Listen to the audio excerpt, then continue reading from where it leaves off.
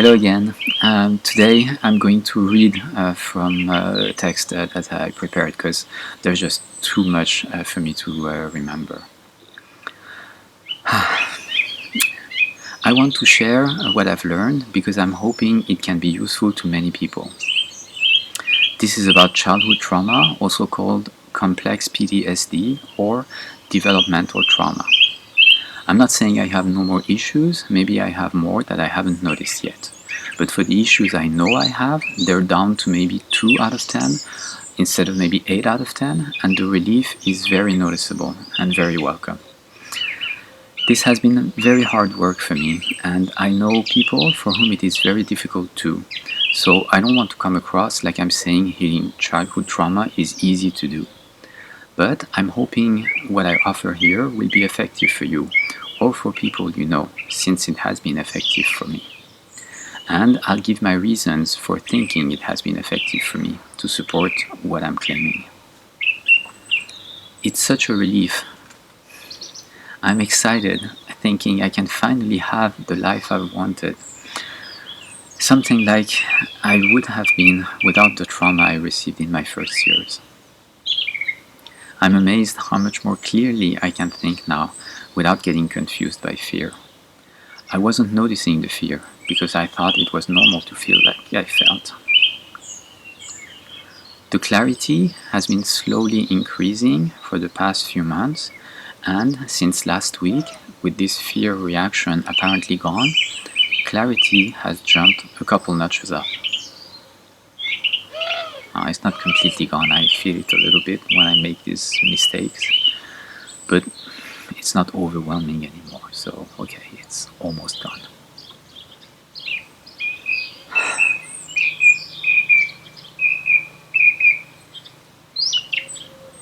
Pausing a second.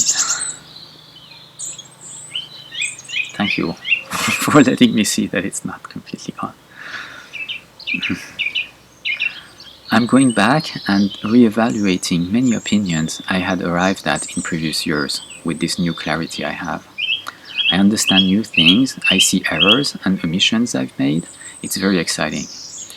Maybe a bit too much right now because I wake up early and there's all these things I see in a new way now, and I write them down and I end up not sleeping enough. I guess it's because it's so new and fun, and in a few days I'll get used to it, and then I'll get my feel of sleep again. It's not like I had no clarity and I couldn't think before, just that it's so much less of a struggle now. With the limited clarity I had, I still managed to do lots of things I'm proud of, because I think they would have been achievements for most people. In software development, on my website right now, there's a Mac app that takes all the files and folders on your computer and presents them in 3D perspective. That was a little bit of the fear again here. Seen from the sky, as if they're objects you're flying above. Need to take a breath again.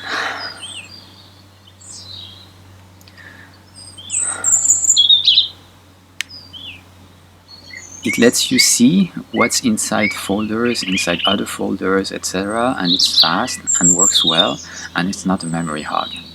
There's nothing else like it that I know of. So I could build this thing that's impressive to look at, but I didn't have the clarity to see that it wouldn't sell well, because it's not useful to enough people. Back in 1998, I did create a program that was very useful to many people. It made your computer start up twice faster or more, so you could go from a powered off computer to being fully booted up in around 20 seconds, maybe 25, instead of having to wait 50 seconds or more typically 1 minute or more.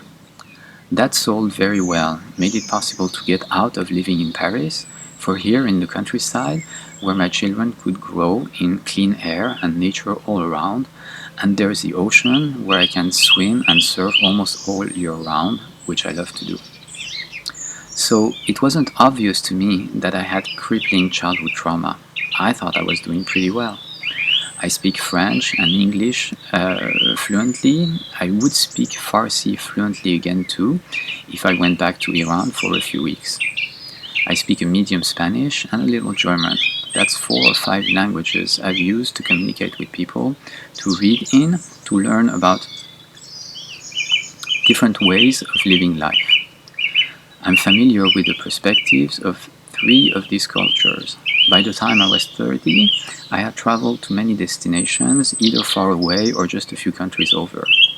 And that's after at 14, my mom got us children out of Iran just before the war started. And we were refugees, piled up in her parents' small flat just outside Paris.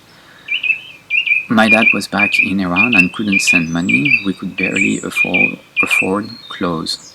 So it's with little support that I managed to make a reasonably successful and interesting life for myself, even though there were also glaring problems, such as feeling lonely and staying in that flat with my mom until I moved in with my ex-wife. I'm just saying this so you don't think my life was small and I hadn't seen the world, and I hadn't achieved anything that takes a lot of effort. Yet, I was still suffering from major childhood trauma. So just because someone seems to have it all doesn't mean they don't suffer from horrific trauma, and their life couldn't be much more enjoyable, much more satisfying. Look at all the celebrities who have more money than they know what to do with. Yet they are in and out of rehab. They keep having affairs and remarrying.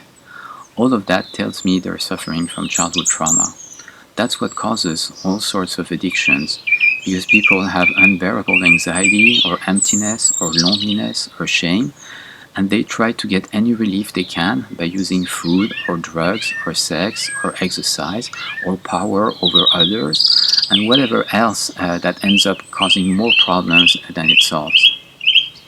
Instead of knowing that this is because of what was done to them growing up, that they're not aware of because they think that's normal, or because it was shut out of their awareness because it was too risky to remain conscious of it, they might have been harmed even more if they had. They might have died if they hadn't learned to push it out of their consciousness.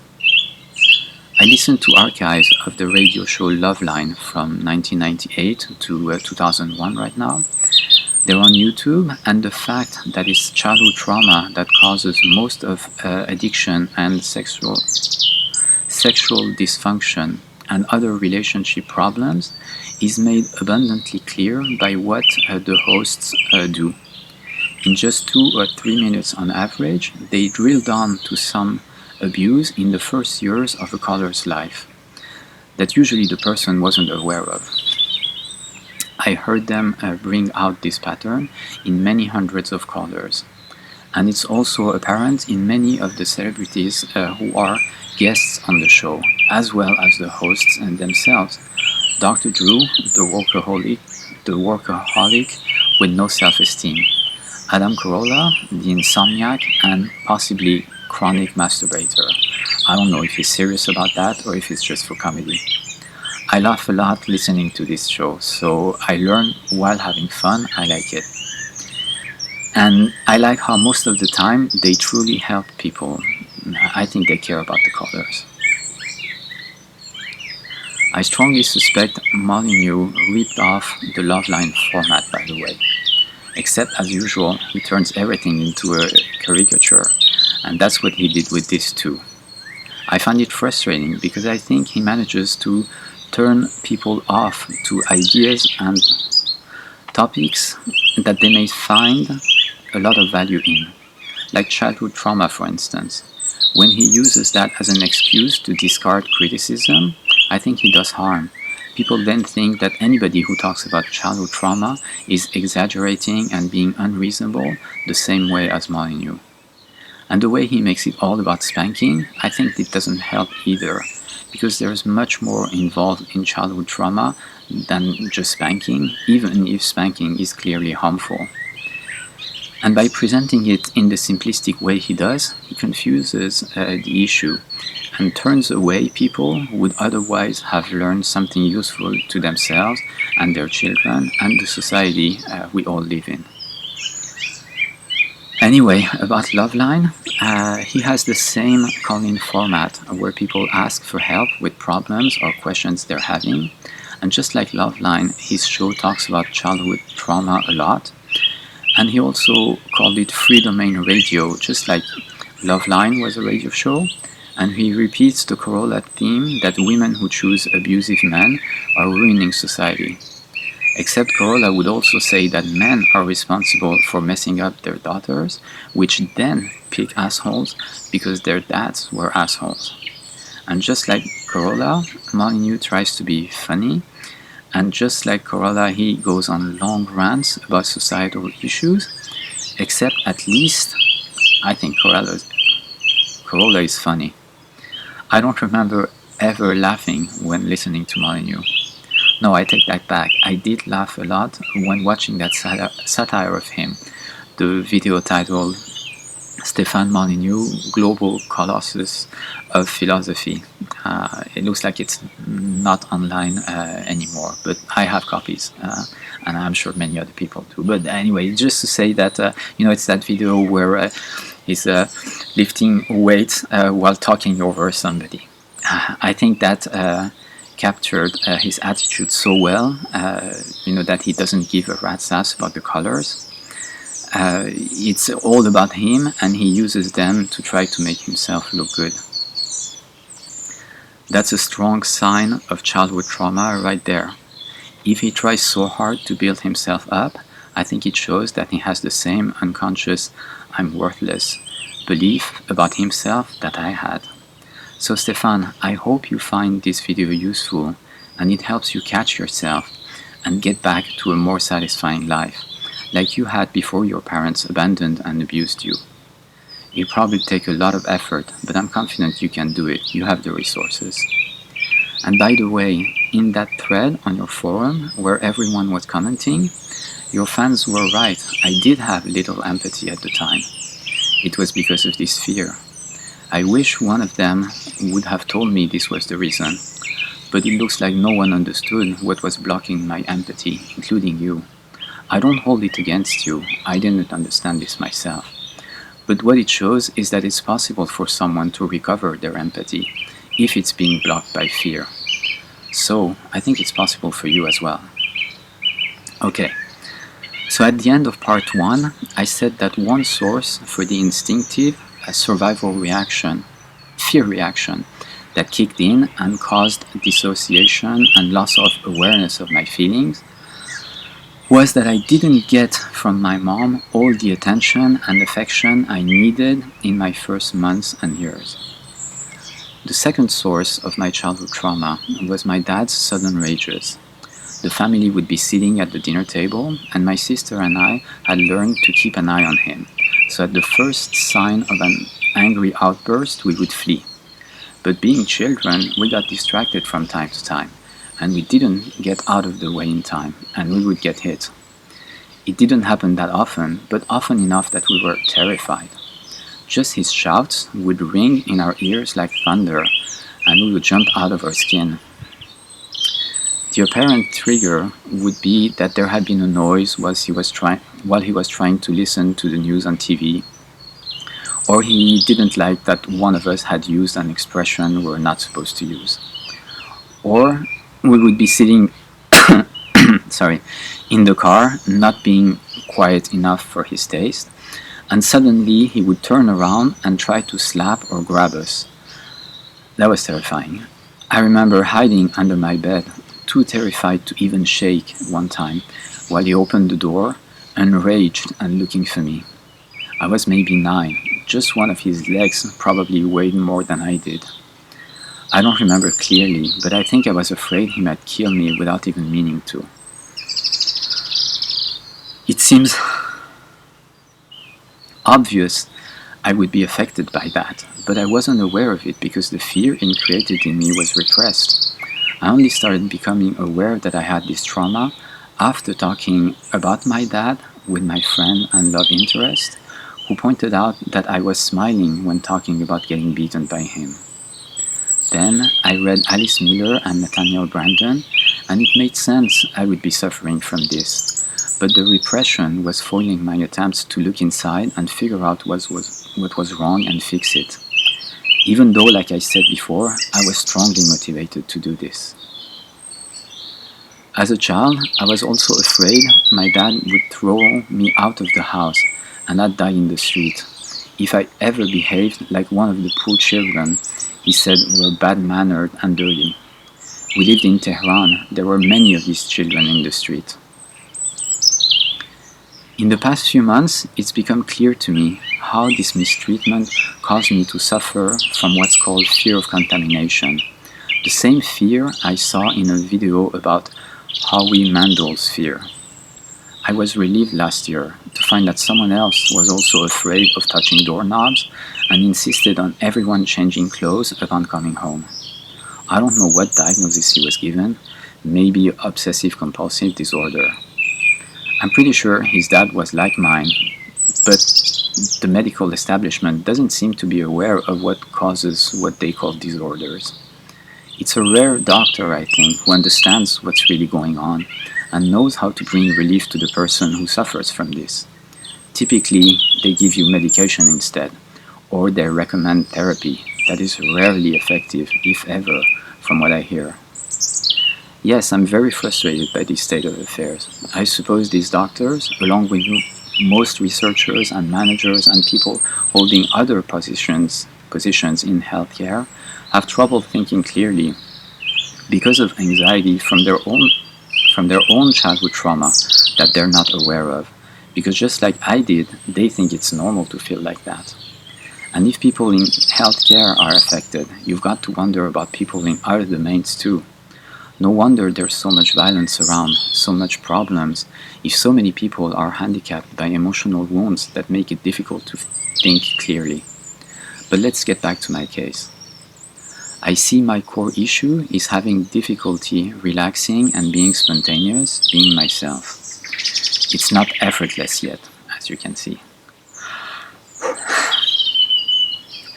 Without being aware of it, I've had this habit of double-checking everything I want to do or say, and only saying what I hoped would be acceptable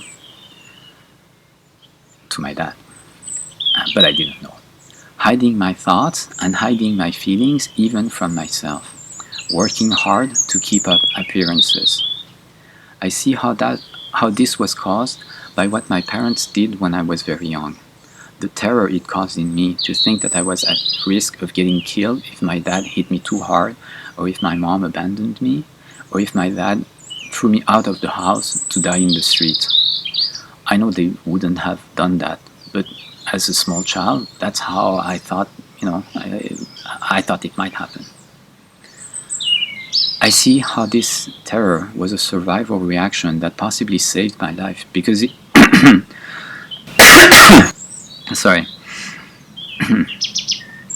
because it made me run from my dad and avoid doing things that might have triggered his rage. I see how the belief that I'm worthless protected me from the bigger overwhelm that it would have caused to think that it's my mom who is disturbed. Because then I would have been terrified each time she didn't stay in contact with me, thinking that she was abandoning me and I was going to die. If you don't believe that it causes extreme stress to babies when their mother ignores them for even a very short time, watch the video online that's called Still Face Experiment. I see how this belief that I'm worthless was created before I was old enough to have had the time to develop my awareness of what goes on inside my own mind. And it remained in my unconscious all this time, unexamined, because I didn't know it wasn't supposed to be there, since it was a core part of my self-concept from very early on as my self-concept was developing. See, I hear a tractor in the field over there, and immediately there's this fear that comes up, thinking, okay, what's this? I need to be careful, there might be danger here. So, yeah. At least now I notice it. I see what it cost me to have this fear and to have this limiting belief about myself. An incomplete, contradictory, inconsistent sense of myself. It was difficult to know who I am, what I want, what I feel. I had no sense of worth. The mental confusion I had made it difficult to think clearly. These issues then caused more. Without being aware of it, I was afraid of showing my true feelings and thoughts. I was pretending to be someone I wasn't, and this created more anxiety, thinking if people ever discovered that I was not being authentic with them, they would reject me and also ruin my reputation with everyone else. Because of this, I was what they call a people pleaser. I was afraid to stand up for myself, and I would let people run all over me, and then I would resent them for doing it. This made me manipulative, angry, very difficult to live with. Not all the time and in every situation, but enough that it was difficult to have satisfying connections with friends and family, and especially with romantic partners, which made me very lonely for many years.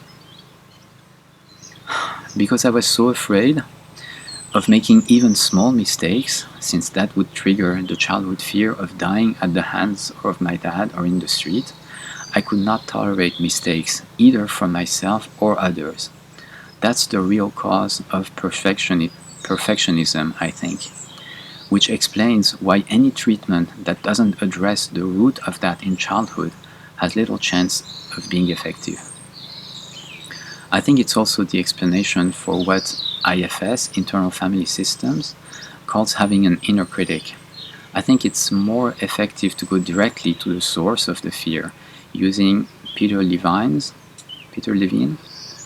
somatic experiencing or psychomotor therapy.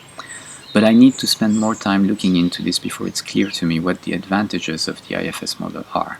For myself, the strategy of conceptualizing an inner critic seemed like a detour that would just take longer. Having an unconscious terror of getting killed if I did anything wrong also caused what's called procrastination.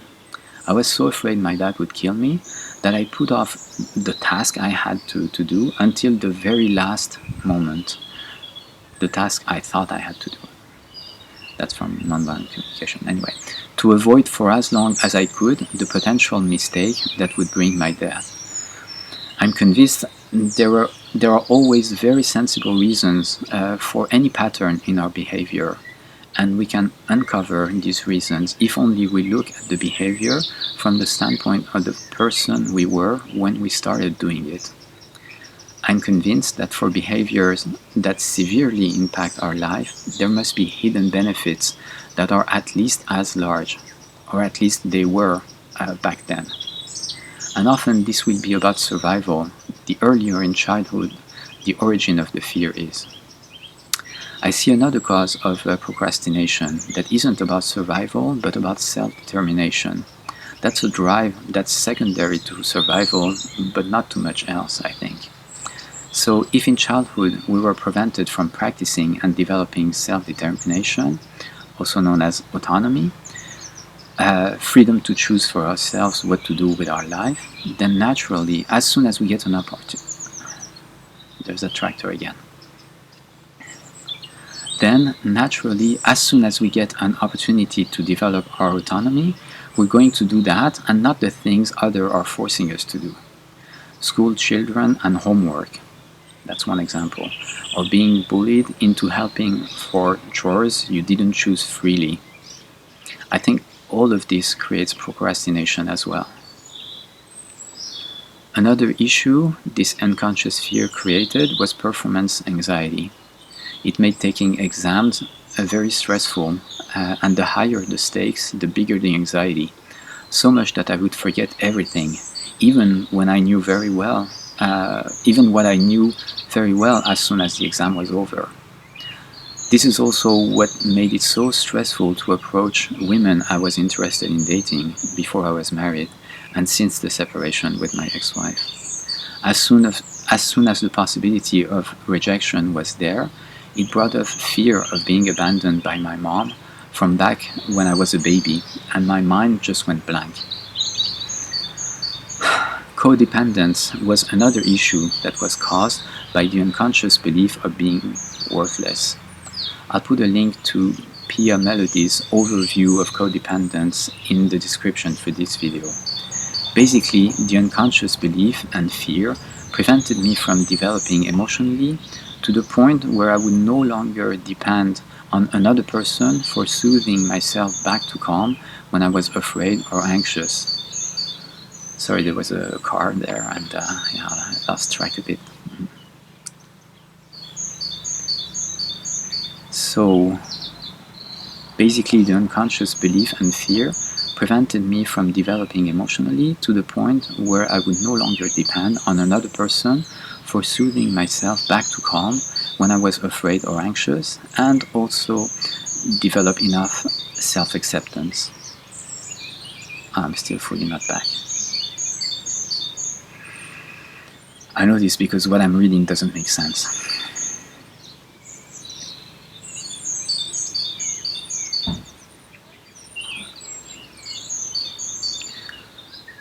I was convinced, yeah, I'll just read it again.